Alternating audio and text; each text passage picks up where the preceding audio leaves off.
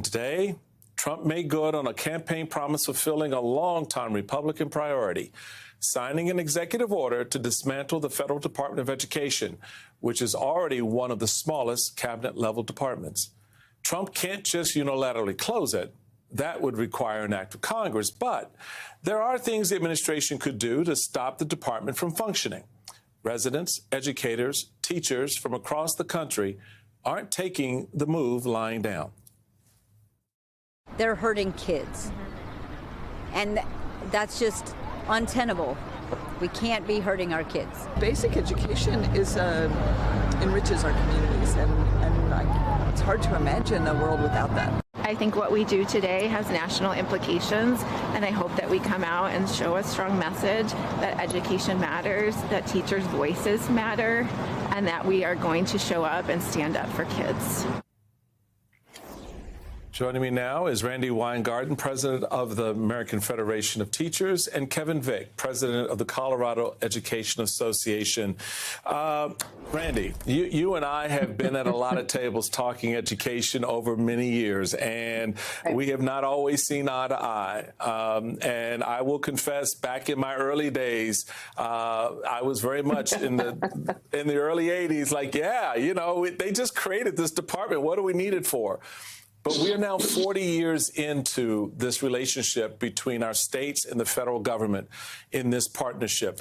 I'd just like you to take a moment to let folks know what this means, because there are two essential players here that I learned as lieutenant governor in looking at education in Maryland that are above all else: the teacher and the student. That's the relationship. It's not the administrators and the bureaucracy and all. At the end of the day, this boils down to how a teacher teaches and a student learns. If you could take a moment and just share some thoughts around what this moment means when you're thinking about teachers and students. So first off, Michael, thank you. There's the practical, and then there's the symbolic. And I was thinking about that as I was waiting to get on, that you and I had lots of disagreements and disagreed about some things in terms of education and some ways of improving education. But the abandonment, and this is the first point I would make, of a new president, first time I think in the Republic, basically saying we are abandoning the federal role in education. That is what's so chilling here. The pragmatic and the practical are really important too, because this is basically $1 out of every 9 is going to be taken from local schools, from a school district that is saying this is for a child, your summer school program, your after school program, the computers we buy, the welding equipment we buy for career tech ed, the OT or the PT, occupational therapist or speech therapist or physical therapist that a child with disabilities may get. This money, $100 billion, it's real money that goes directly to kids and that supports what teachers and paraprofessionals do in classrooms for kids. That's part of the reason why virtually every teacher, as Kevin will tell you, every teacher knows about this. But the symbolic one is what knifes America, which is that a new president, first time Republican or Democratic in the modern age, since World War II, since the GI Bill was passed, saying, I am pulling back the federal role. And so it's not just the education department here, it's also the assault on libraries. It's also the assault on universities. It's also basically taking away what universities do in terms of research to find the cure of cancer. It is an assault on knowledge. It is an assault on what our kids need: curiosity, innovation, confidence in the future. That's what's so stunning about this. And the last thing I'll say is schools are controlled, as you know, as Lieutenant Governor, schools are controlled by state education committees and by local school boards. So this has nothing to do with that. This has to do with taking away the opportunity that the federal role has provided to lift kids who were left behind. Kevin, you have been on the front line today with teachers and students and concerned citizens there in Colorado and organizing. I wouldn't even say so much a protest, but a reminder of the importance of education. I want you to listen to some students who were here at the Department of Education today in Washington and what they had to say.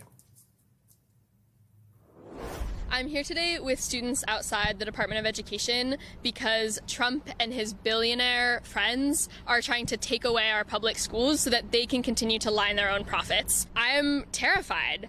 And I think it just goes to show that Trump is serious about hurting working people and young people for his own power and profit.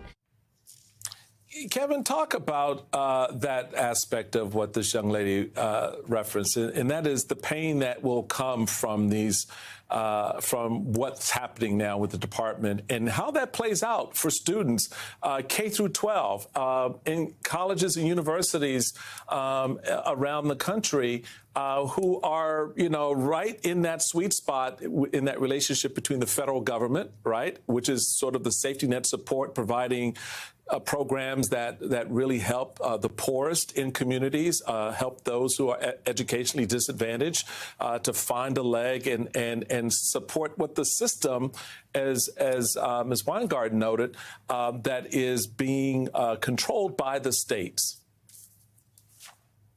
Well, first of all, I appreciate you having me on tonight. It's a big honor. And I think the young lady said it really well, that there is just such a level of uncertainty right now, such a level of anxiety, and really such a level of stress that is playing out across education, the entire education landscape. And so what our particular situation was today was, on top of the federal uncertainty, our state budget situation is such that we're looking at potential cuts in education again after, on top of another 15 years of cuts that we have been suffering under here in Colorado. And so I think what we saw today was people deciding that they needed to take action,